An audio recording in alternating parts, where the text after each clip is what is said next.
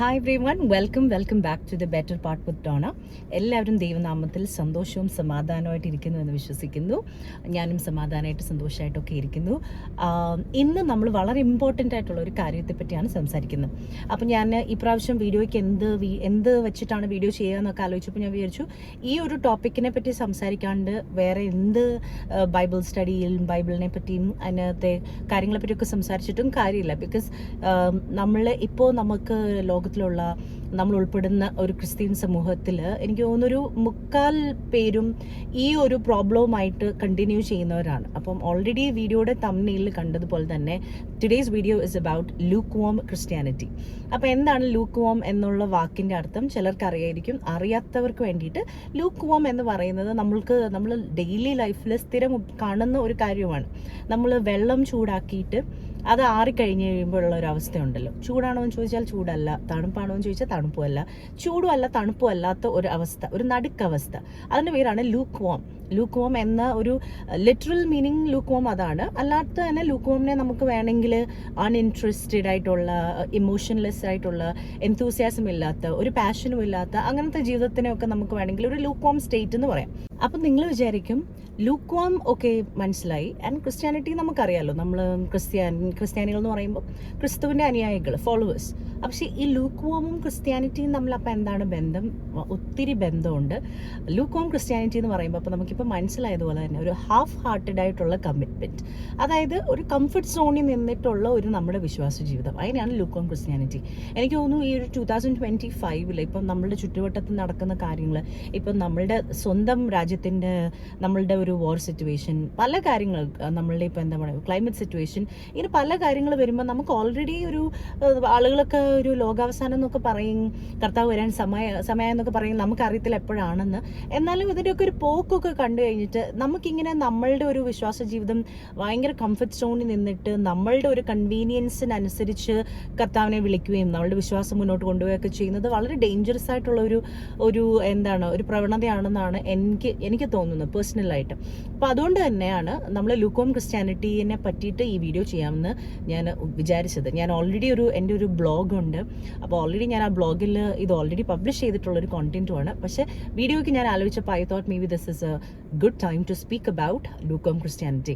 അപ്പം നമ്മൾ വീഡിയോയിലേക്ക് ബൈബിൾ ഇതിനെപ്പറ്റി എങ്ങനെയാണ് ഇത് കാണുന്നത്, യേശുക്രിസ്തുവിനെ പറ്റി എന്തൊക്കെയാണ് പറയുന്നതെന്നൊക്കെ അറിയുന്നതിന് മുന്നേ നമ്മളിപ്പോൾ ഈ വീഡിയോ കേട്ടുകൊണ്ടിരിക്കുന്ന ആർക്കെങ്കിലും അവരുടെ വിശ്വാസ ജീവിതത്തെ പറ്റിയിട്ട് ഒരു സെൽഫ് റിഫ്ലക്ഷൻ ആവശ്യമുണ്ട്. അതായത് എൻ്റെ വിശ്വാസ ജീവിതം ഇതുപോലെ ഒരു ലൂക്ക് വോം സിറ്റുവേഷനിലാണോ, ഞാൻ അതിനേക്കാളും ബെറ്റർ ആയിട്ടുള്ള ഒരു സിറ്റുവേഷൻ അല്ലേ എന്നൊക്കെ ആരെങ്കിലും ചിന്തിക്കുന്നുണ്ടെങ്കിൽ വേണമെങ്കിൽ ഞാനൊരു ടെസ്റ്റ് തരാം. ഞാനൊരു 5 ക്വസ്റ്റ്യൻ ചോദിക്കും. ഈ 5 ക്വസ്റ്റ്യന് ജസ്റ്റ് കൈ ഒന്ന് ഉയർത്തിപ്പിടിക്കുക. എന്നിട്ട് ഓരോ ക്വസ്റ്റ്യൻ്റെ ആൻസർ യെസ് ആണെങ്കിൽ ഇതുപോലെ ഒന്ന് മടക്കുക. അങ്ങനെ മടക്കി 5 എസ് വരുന്ന സമയത്ത് ഇതുപോലെ ഒരു ഫിസ്റ്റ് പോലെ കൈവരും. ഇങ്ങനെയാണെങ്കിൽ അതിൻ്റെ അർത്ഥം നമ്മളുടെ വിശ്വാസ ജീവിതം, നമ്മളും ലൂക്ക് വോം ക്രിസ്ത്യൻസ് ആണ്, നമ്മളും ലൂക്ക് വോം ക്രിസ്ത്യാനിറ്റിയിലൂടെയാണ്. ഒരു മെജോറിറ്റി ഓഫ് ക്രിസ്ത്യൻസ് ഇപ്പോൾ കറൻ്റ്ലി ഈ ഒരു ലൂക്ക് വോം ക്രിസ്ത്യാനിറ്റിയിലാണ്. ഓക്കെ, അപ്പോൾ നമ്മളും അത് തന്നെയാണോ എന്ന് അറിയാനായിട്ട് നമുക്ക് വേണമെങ്കിൽ ഈ ഒരു ടെസ്റ്റ് ഇപ്പോൾ പെട്ടെന്നൊന്ന് ക്വസ്റ്റ്യൻ ഞാൻ ചോദിച്ചു നോക്കാം. ഓക്കെ, അപ്പോൾ ഫസ്റ്റ് വൺ എന്ന് പറയുന്നത്, നമ്മൾ കാര്യം നടക്കാൻ വേണ്ടിയിട്ടാണോ പ്രാർത്ഥിക്കുന്നത്? അതായത് നമ്മൾ പ്രാർത്ഥനയുടെ ഫ്രേസസ് ഒക്കെ ഒന്ന് ശ്രദ്ധിച്ചു കഴിഞ്ഞാൽ, കർത്താവ് എനിക്ക് അത് നടത്തി തരണേ, ഇത് നടത്തി തരണേ, അതൊന്ന് ശരിയാവണേ, ഇതൊന്ന് ശരിയാവണേ, അങ്ങനെ കാര്യസാധ്യത്തിനാണോ നമ്മൾ പ്രാർത്ഥിക്കുന്നത്? അതാണ് ഫസ്റ്റ് ക്വസ്റ്റ്യൻ. അപ്പോൾ അതിൻ്റെ ഫസ്റ്റ് ആൻസർ യെസ് ആണെങ്കിൽ മടക്കിക്കോ, ഫസ്റ്റ് മടക്കൽ. സെക്കൻഡ് ക്വസ്റ്റ്യൻ, ദൈവത്തെ പറ്റി മറ്റാൾക്കാരോട് സംസാരിക്കുന്നതും ദൈവകാര്യങ്ങൾ ഷെയർ ചെയ്യുന്നതും, നമ്മുടെ ജീവിതത്തിൽ ദൈവം എന്തെങ്കിലുമൊക്കെ ചെയ്തിട്ടുണ്ടെങ്കിൽ അത് മറ്റാൾക്കാരായിട്ടൊക്കെ ഷെയർ ചെയ്യുന്നത് കുറച്ച് നാണക്കേടായിട്ട് തോന്നാറുണ്ടോ? അതായത് അത് നമ്മുടെ വൈബ് കറക്റ്റ് അല്ല, അല്ലെങ്കിൽ അങ്ങനെ തോന്നാറുണ്ടോ? പൊതുവേ ദൈവകാര്യങ്ങളെ പറ്റി സംസാരിക്കാൻ ഇച്ചിരി മടിയാണ്, ഇച്ചിരി നാണക്കേടൊക്കെയാണ്. അങ്ങനെയെങ്കിലും എപ്പോഴെങ്കിലും തോന്നിയിട്ടുണ്ടോ? അല്ലെ പ്രാർത്ഥിക്കാൻ, മറ്റുള്ളവരുടെ മുന്നിൽ പ്രാർത്ഥിക്കാനൊക്കെ മടിയാണ്, അല്ലെങ്കിൽ നമ്മൾ ഇച്ചിരി അത്യാവശ്യം വിശ്വാസത്തിലൊക്കെ പോകണമെന്ന് ആഗ്രഹമുണ്ടെന്നൊക്കെ പറയുന്നൊക്കെ ഒരു മടിയാണോ? അങ്ങനെയാണെങ്കിൽ അത് യെസ് ആണെങ്കിൽ രണ്ടാമത്തെ മടക്കിക്കോ. മൂന്നാമത്തേത്, ബൈബിൾ വായിക്കുന്നത് ബോറടിയാണോ? അതായത് ബൈബിൾ വായിക്കണം എന്നുണ്ട്, ചിലപ്പം ബൈബിൾ വായിക്കണം എന്നേ ഇല്ല, ബൈബിൾ വായിക്കാൻ ഇഷ്ടമല്ല, അല്ലെങ്കിൽ ബൈബിൾ വായിച്ചു കഴിഞ്ഞാൽ അതിൻ്റെ മെയിൻ റീസൺ ബൈബിൾ വായിക്കുന്നത് ഭയങ്കര ബോറടിയാണ്, ബൈബിൾ എടുത്തു കഴിഞ്ഞാൽ അപ്പം തന്നെ ഉറക്കം വരുന്നു, അങ്ങനെയാണോ? അങ്ങനെയാണെങ്കിൽ മൂന്നാമത്തെ യെസ് ആണെങ്കിൽ മൂന്നാമത്തെ മടക്കിക്കോ. നാലാമത്തേത്, പിന്നെന്താ, ബൈബിൾ പറയുന്നത് പോലെ ജീവിക്കാൻ ഇച്ചിരി ബുദ്ധിമുട്ടാണ് എന്ന് കരുതുന്നുണ്ടോ? അതായത് അങ്ങനെ നമ്മൾ ഭയങ്കര അങ്ങനെ സെയിൻസ് ഒന്നും അല്ലല്ലോ, ഭയങ്കര വിശുദ്ധന്മാരൊന്നും അല്ലല്ലോ. അപ്പോൾ കുറച്ചൊക്കെ നമ്മുടെ കൺവീനിയൻസിൽ ഒന്നോ രണ്ടോ ഒക്കെ നമുക്ക് ഇഷ്ടമുള്ള കാര്യങ്ങളൊക്കെ ബൈബിളിൽ നിന്ന് ചെയ്യാം.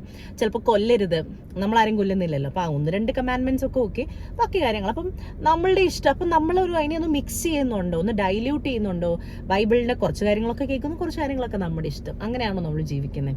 അത് യെസ് ആണെങ്കിൽ 4-ാമത്തേത്.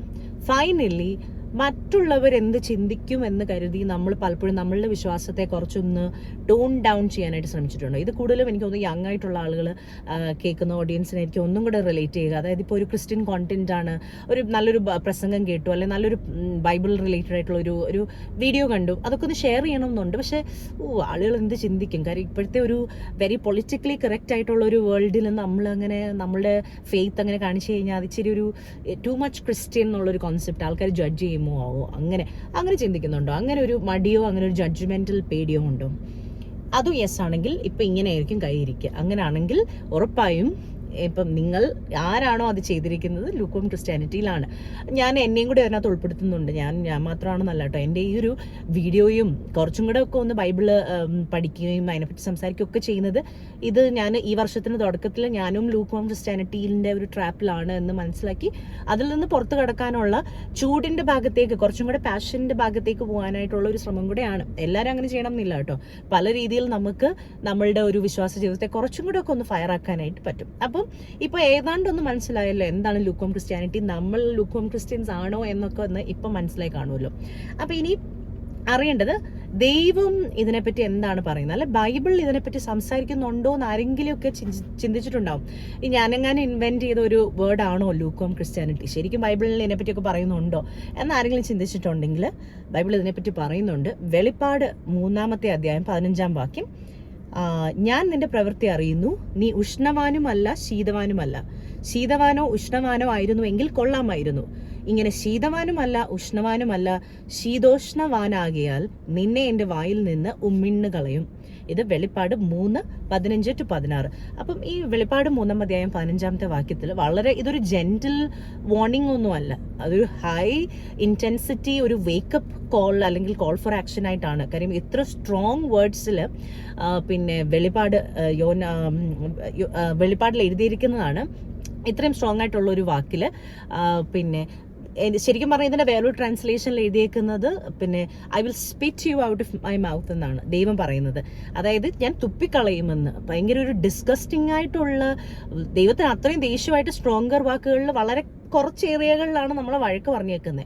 അങ്ങനെ വഴക്ക് പറയുന്ന ഒരു ഏരിയ ആണ്, അതായത് തണുപ്പും അല്ല ചൂടും അല്ലാണ്ട് ദൈവരാജ്യത്തിന് വേണ്ടിയിട്ട് നിൽക്കുന്ന നമ്മളെപ്പോലുള്ള കുറച്ച് ആൾക്കാർ, പ്രൗഡായിട്ട് ക്രിസ്ത്യൻസ് എന്ന് വിളിക്കുന്ന, എന്നാൽ നമ്മുടെ കംഫർട്ട് സോണിലാണ് നമ്മളുടെ ക്രിസ്ത്യാനിറ്റി. നമുക്ക് ഇഷ്ടമുള്ള കാര്യങ്ങളൊക്കെ ഓക്കെ, കുഴപ്പമില്ല. ചിലപ്പം ഞായറാഴ്ച ചിലപ്പോൾ നമ്മൾ വിചാരിക്കുന്നുണ്ടാവും എല്ലാ ഞായറാഴ്ച ഞാൻ പള്ളിയിൽ പോകുന്നുണ്ടല്ലോ. നമ്മളെപ്പോഴും നമ്മളുടെ വിശ്വാസത്തെ വേറൊരാളായിട്ട് കമ്പയർ ചെയ്യാനായിട്ട് ശ്രമിക്കുന്നത്.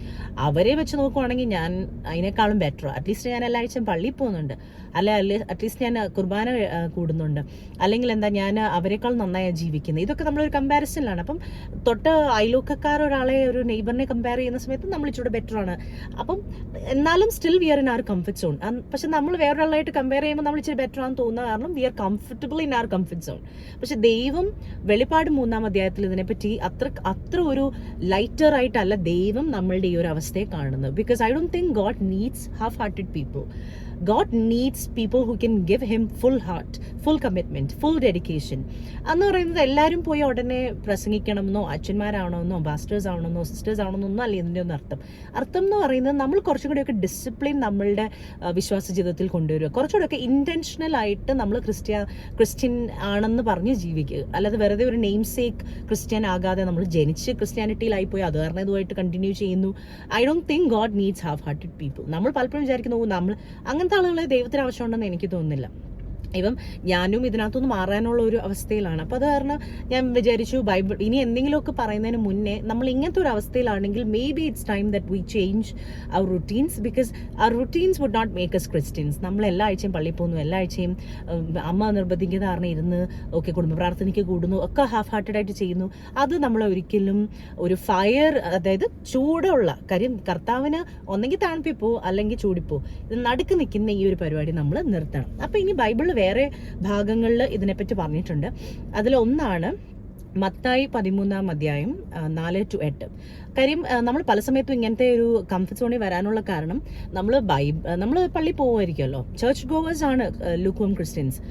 നമ്മളിങ്ങനെ പ്രസംഗമൊക്കെ കേൾക്കുമ്പോൾ ഭയങ്കര ഒരു ഇതൊക്കെയാണ്, ഇന്ന് തൊട്ട് നന്നായി ജീവിക്കാം. പക്ഷെ what happens is that Mathai 13:4-8 പറയുന്നത് പോലെ, വിതയ്ക്കുമ്പോൾ ചിലത് വഴിയരികെ വീണു, പറവകൾ വന്നത് തിന്നു കളഞ്ഞു.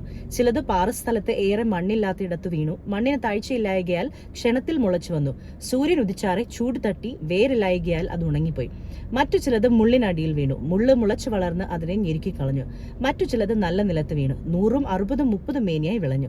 പല സമയങ്ങളിലും നമ്മളുടെ ഒരു ഹാർട്ട്, ഞാൻ പറഞ്ഞല്ലോ ഹാഫ് ഹാർട്ടഡ് എന്നുള്ള വേർഡാണ് പൊതുവെ ലൂക്ക്വാം ക്രിസ്ത്യാനിറ്റിയിൽ ഉപയോഗിക്കുന്നത്. നമ്മളുടെ ഹാർട്ട് ചില സമയത്ത് ഇതുപോലെയാണ്. കൂടുതലും എനിക്ക് തോന്നുന്നു ഈ മുള്ളുകളുടെ ഇടയിലുള്ള ഒരു അവസ്ഥയാണെന്ന് ലൂക്ക്വാം ക്രിസ്ത്യൻസിന് എന്നാണ് എൻ്റെ ഒരു പേഴ്സണൽ ഒപ്പീനിയൻ. അതായത് കുറച്ചൊരു ഫെർട്ടൈൽ ലാൻഡ് എവിടെയെങ്കിലും കാണും, വീണു കേട്ടു, നമുക്ക് മാറണം എന്ന് ആഗ്രഹമുണ്ട്, പക്ഷെ മുള്ളുകൾക്കിടയിൽ അത് ഞെരിഞ്ഞ് പോയി എന്നാണ് പറയുന്നത്. എന്ന് വെച്ചാൽ നമ്മളുടെ വേൾഡ്ലി ആയിട്ടുള്ള നമ്മളുടെ കുറച്ച് കാര്യങ്ങളുണ്ടല്ലോ, നമുക്ക് മാറ്റി നമുക്ക് സാക്രിഫൈസ് ചെയ്യാത്ത കുറച്ച് നമ്മളുടെ എൻ്റർടൈൻമെൻറ്റ്സ് ആയിട്ടുള്ള കാര്യങ്ങൾ, അല്ലെങ്കിൽ നമ്മുടെ കുറച്ച് അഡിക്ഷൻസ് ഉണ്ടാകും.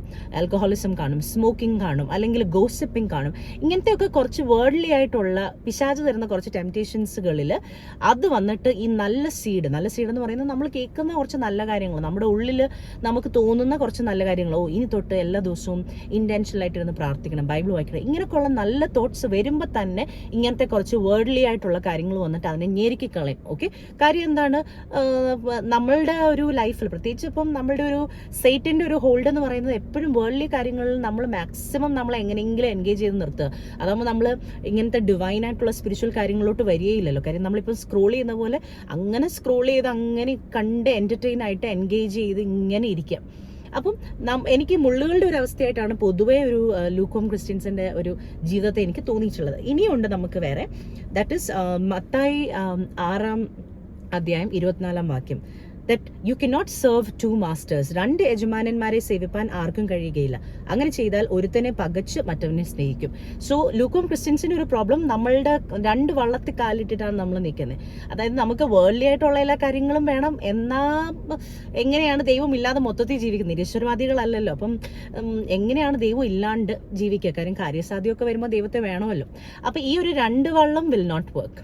അത് കാരണമാണ് മത്തായി 6:24 ദൈവം പറയുന്നത് 2 യജമാനന്മാരെ സേവിപ്പാനായിട്ട് നമ്മളെ കണ്ട് കഴിയില്ല. I think in 2025 almost May ആവുന്നു, മെയ് ആണ്.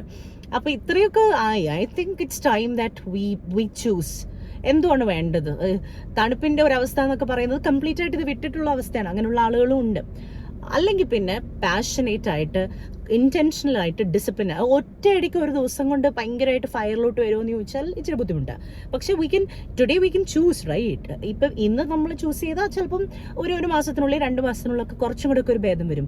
നമ്മൾ ചൂസ് ചെയ്യാൻ ലേറ്റ് ആവും തോറും നമ്മൾ ഈ ഒരു കംഫർട്ട് സോണിൽ ഇങ്ങനെ ഇവിടെ വേര് പിടിച്ച് ഇങ്ങനെ ഇരുന്ന് understand that this is not what God wants. നമ്മൾ പല സമയത്തും ഈ കംഫർട്ട് സോണിൽ ഇരിക്കുമ്പോൾ പല ആൾക്കാരെ കമ്പയർ ചെയ്യുമ്പോൾ നമ്മൾ ബെറ്റർ ആണെന്നുള്ള ഒരു കംഫർട്ട് സോണിൽ ഈ നടുക്ക് പരിപാടി ഉണ്ടല്ലോ. I think we need to stop that today itself. We need to choose where we want to serve. Who do we want to serve? Do we want to serve God or do we want to serve the world? അപ്പോൾ അത് ഇന്ന് choose ചെയ്യുക. ഈ ഒരു video അതിൻ്റെ ഉള്ളൊരു reminder ആയിക്കോട്ടെ. And discipline is very important for that. So finally നമ്മളുടെ വേൾഡ്ലി പ്ലഷേഴ്സിനെ പറ്റിയിട്ട് 1 യോഹന്നാൻ 2:15 പറയുന്നുണ്ട്, ലോകത്തെയും ലോകത്തിനുള്ളതിനെയും സ്നേഹിക്കരുത്. ഒരുവൻ ലോകത്തെ സ്നേഹിക്കുന്നുവെങ്കിൽ അവനിൽ പിതാവിൻ്റെ സ്നേഹം ഇല്ല.